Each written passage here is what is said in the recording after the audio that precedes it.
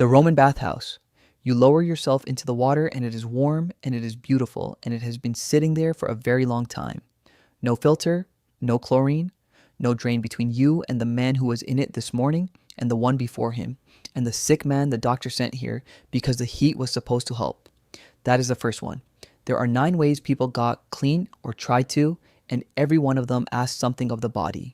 The last one is the only bath on this list that a doctor could order you into and keep you there for days. The Romans did not use soap the way you do. They rubbed the body with oil, let the steam open the skin, and then scraped the whole mixture off with a strigil, a curved bronze blade dragged down the arm, the back, the shin. What came off was oil, sweat, dead skin, and street. An attendant did it for you if you could pay. You paid to be scraped. The water itself was a problem nobody could see.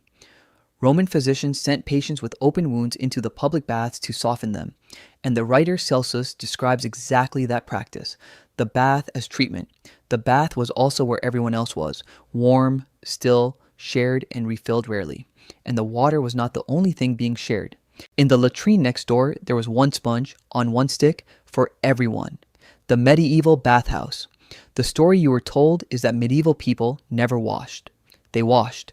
There was a bathhouse on the corner, there was steam, there was hot water, and there was a queue. And the queue is the part that matters. Heating water meant firewood, and firewood was money. So the tub was filled once and used in order. The man who paid most went in first, then the next. Then the household, down the line, into water that had already taken everything off everyone above them. By the time it reached the youngest, it was not a bath. It was what was left of one. The wooden tub was lined with cloth so the staves would not cut you. Around it, the bathhouse sold everything else a body needed. A shave, a haircut, a tooth pulled, blood let. The bath attendant and the barber surgeon were often the same man, with the same hands, moving from the razor to the cupping glass to your back. What this cost was privacy, and it cost it completely.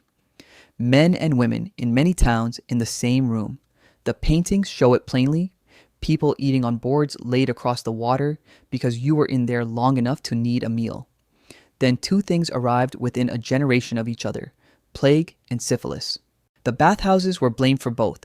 Towns began shutting them down, and once the doors closed, Europe had to explain why. The explanation it chose kept people out of water for the better part of 2 centuries.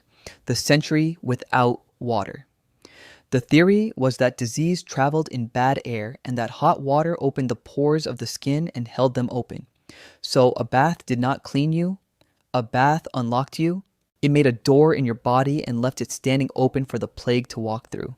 This was not folk superstition. It was medical consensus, taught and printed, and the wealthiest people in Europe followed it most carefully because they were the ones with doctors. So the body was cleaned without water. You rubbed yourself down with a dry cloth, and then you change your shirt, and the shirt is the whole system.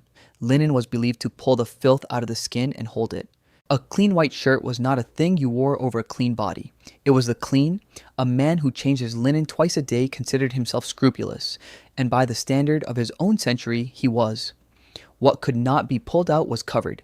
People carried a pomander, a pierced metal ball packed with musk, amber, cloves, and held it to the face in the street, in the crowd, at the bedside of the sick. The perforations in a museum pomander are the exact size of the fear that made it, which raises the obvious question about the most famous court in Europe and the most famous hair, powder and perfume. The wig was not a fashion accessory that happened to be dirty.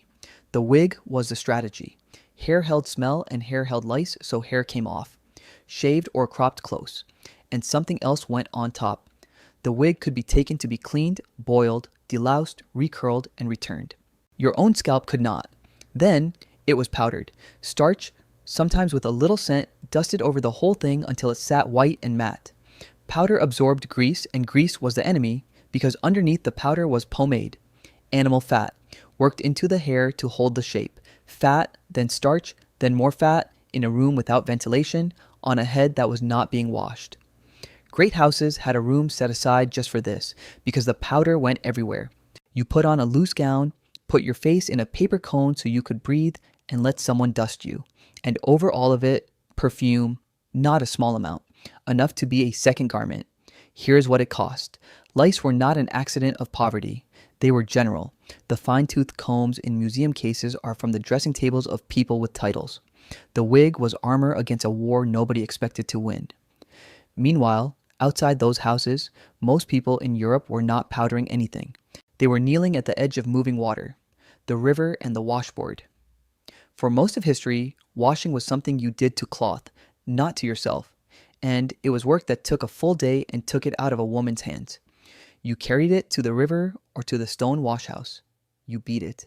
You dragged it up the ribbed board, and the soap you used was made from wood ash and fat, boiled together, which is a real chemical reaction and a genuinely effective one. It is soap. It is also caustic. Get the mixture wrong and it burns. That is the part the paintings leave out. The hands went into cold water in winter, then into lye, then back into cold water all day. Washerwomen's hands were split and raw as a condition of the job, not as an accident within it. It is one of the few occupations where the damage was so predictable that people simply expected to see it, and the body got the leftovers. The same tub, the same board, the same ash soap at the end of the day if there was daylight and water left. There's a detail worth holding on to. The clean thing in a poor household was almost always the linen, the shirt, the sheet, the collar. Same logic as the palace arrived at from the opposite direction. Change what touches the skin and let the skin wait, but not everywhere solved it this way. In two places on the other side of the world, the scrubbing never stopped. The scrubbing bath. In the hammam and in the sento, the bath was never the place you got clean. It was the place you went after you got clean. You wash first, sitting down, outside the water, with a bowl. Only then do you enter. The water in the pool stays clear because nothing dirty is supposed to reach it. That single rule is the difference between this and everything else on this list. In the hammam, you lie on a heated marble slab until the body gives up, and then a scrubber goes over you with the kize, a coarse mitt worked hard across the back, the arms, the legs. What comes off is visible. That is the point. You are shown it. It is rolled off the skin in gray ribbons in front of you, and then you are rinsed with a copper bowl and sent to the cool room to sit down, because people faint. In Japan, the same principle, a different shape. Wash, rinse completely, then sink into the ofuro, often wooden, often hinoki cedar, and hot enough that the first minute is a decision. And because the water is not being fouled, the whole family can use it in turn without it being the medieval queue. Same order, different meaning. What it asked of the body was heat and abrasion, willingly on a schedule. What Britain was doing at the same time was carrying the water in by hand, one kettle at a time. The hip bath by the fire, a tin tub dragged into the room with the fire in it, because that is the only warm room in the house. Then the water heated on the range in kettles and pans, carried across, poured in, and never enough. A full hot bath for one person could be dozens of trips. So it was not full, and it was not deep, and you sat in it with your knees up, which is what the hip bath is shaped for. And then, in most households, you did not throw it away. The next person got in. Then the next. Father, then mother, then the children by age, into water going gray and going cold, with more kettles added when someone could be bothered. Now, the story you have heard is that the baby went last, into water so filthy you could lose a child in it, and that this is where "don't throw the baby out with the bathwater" comes from. That origin story is not true. The phrase is a German proverb written down in the 1500s, and it was a figure of speech about discarding something good along with something worthless. The queue was real. The shared cooling gray water was real. The drowned baby was not. It is worth separating those because the ordinary version is grim enough without help, and for the enormous number of people who had no room, no range, and no tub at all, the bath had to be a building, the Municipal Bathhouse. In a city tenement, there is no bathroom, there is often no tap, and the water for an entire building comes from one yard. Under those conditions, a bath is not a habit, it is an outing, so governments built them. Britain's Baths and Washhouses Act of 1846 let local authorities put up public baths and public laundries deliberately for the poor, and the buildings that went up are enormous. Tiled halls, rows of private cubicles, a laundry attached so a woman could wash her family's clothes in one place instead of over a fire. You paid at the counter and got a ticket. The ticket bought you a set time, a cubicle, A towel and a piece of soap and an attendant who ran the water for you because the taps were on the outside of the door. You did not control the temperature. You did not control when it stopped. There were classes of bath at different prices, and the cheap ticket was the whole point. It was priced low on purpose as policy, so that a working man could afford to be clean. What it cost was time and dignity, in small amounts repeatedly. You queued. You were let in. You were told when to get out, but there was one place where a bath was not something you bought. It was something prescribed, and you did not decide when it ended. The water cure. In the 19th century, water stopped being hygiene and became medicine, and the medicine was aggressive. At a hydropathic establishment, you might be woken early and rolled into the wet sheet pack, wrapped in wet linen, then blankets over it, then left, immobilized, until the body heated the wrap through. Patients described it as being buried. It was prescribed for fever, for nerves, for almost anything, and the immobility was considered part of the treatment. Then the douche, a column of cold water dropped onto the shoulders and spine from height at pressure. Then the needle shower, a cage of pipes surrounding the body, spraying it from every side at once in fine jets, cold. These machines are in museums and they look like restraints because functionally they were. And in asylums, the continuous bath.